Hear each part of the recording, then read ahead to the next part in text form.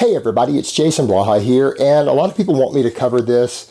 And no, this is not in the normal How to Spot a Fake Natty series, which will be coming later this week. The people that I select for How to Spot a Fake Natty are all going to be somewhere between me being certain, somewhere between 90 and 100% that they are on gear. For a lot of those guys, it's going to be beyond a shadow of a doubt, and for a lot of them, it's going to be beyond a reasonable doubt. And as I get further into the series, I'll do more guys with a reasonable doubt, which means at least 90% certain. The problem with guys like Chris Jones is that not just myself, but other experts that I know and have talked to have all come to the conclusion that with Chris, we're 50-50. I can't tell you beyond a reasonable doubt whether Chris is natural or whether he's on something. And I'm gonna break down for you guys just the facts, and you guys can try to figure out in your own opinion for yourself, but the fact is, I'm not comfortable calling him either direction. I'm just not, based upon the evidence that I can see. And the funny thing is, I was chatting with someone else the other day at a gym, retired NFL, men's physique competitor, personal trainers, what he does for a living. He also does photo shoots and modeling, and he was asking me what do I think on it, because he had come to the same conclusion that I have, that Chris is like 50-50 for him. Also, he can't tell for sure one way or another. So this is two different people who have a lot of experience in this area looking at it saying, man, we can't tell. So why do I say that? Well, number one, Chris, if he's using steroids, is not using them to bulk with. If you look at Chris's bulking, he uses a training style that if he were on steroids, the only way he wouldn't gain pretty large amounts of muscle when he bulks is if he was starving himself, because he trains with a very high amount of volume, very high volume training, very high workload. He trains hard during that.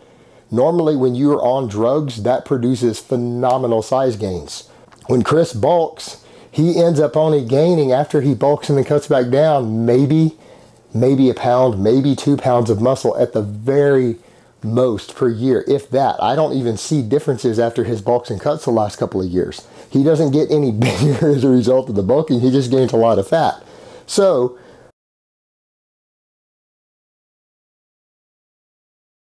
he gains at least 20 pounds of fat every time he bulks and then trims it back down and maybe gains a pound of muscle. We're talking about like a 20-to-1 fat to muscle ratio.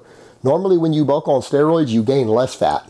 So he's training with a training style that would put lots of muscle on him, bulking if he uses steroids, overeats like crazy and barely gains anything. To me, I don't think it's even possible for him to be using steroids when he bulks. It just isn't, because it wouldn't work that way. He would be gaining more than a pound of muscle and he wouldn't be gaining as much fat. His ratios would be tremendously better on even a conservative amount of testosterone or something like that. On a very conservative amount, they would be better. So the question becomes, is Chris using them when he cuts? That's the only area of suspicion. That's the only area I would look at with a big question mark and go, shit, it's possible, but I don't know for sure. And that's because when Chris cuts down, he ends up being at around, I've not seen Chris under about 9 or 10% body fat when he cuts. I know a lot of people have skewed ideas about what body fat percentages look like. Keep in mind, Chris has really good genetics for insertions and muscle bellies, combined with, again, very dark skin. You're going to look more defined. He's black. It's the reason guys put on 3 or 4 coats of Pro-Tan before they do bodybuilding shows.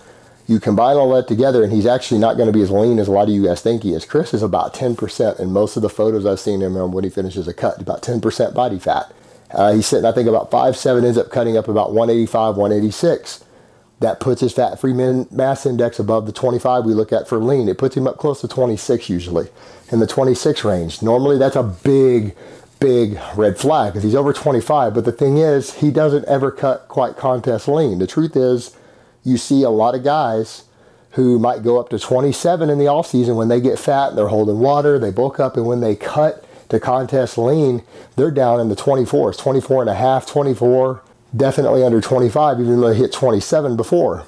Well, he doesn't fully finish a contest cut, so he's on that bleeding edge to where it's a red flag, and you go, shit, he could be using gear on his cut.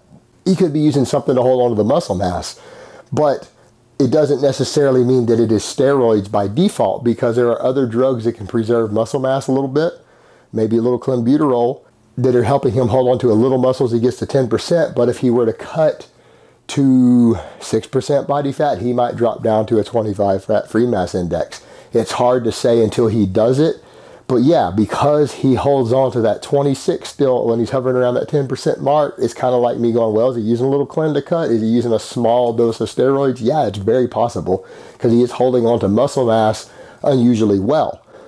But is it possible he's in that top 1% genetically, that he's got those BBC genetics that is allowing him to hold on to that, and then he'll drop down to about 25 if he were to cut lower? Or is there drugs helping him hold on to it?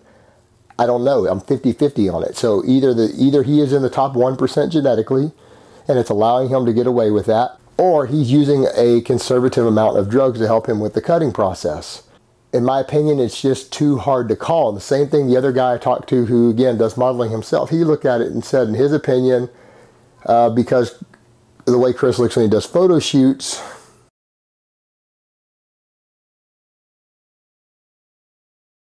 when he is cut, that it is possible he's using a little bit of diuretics.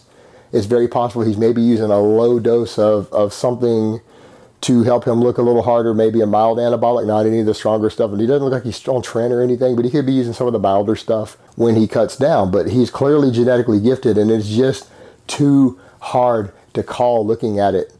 But the thing that you guys need to keep in mind, if it turns out that it is Chris's genetics, and there's a 50-50 that it is actually, that it is all genetics and not drugs at all. The reality is, just because Chris can do it doesn't mean that the rest of you can, because that would be top 1% genetics, and it's going to mean the other 99% of the population is not going to be able to pull that off. All right, guys, that's really all I have to say on that today. I hope it's been informative, and I will talk to you guys next time.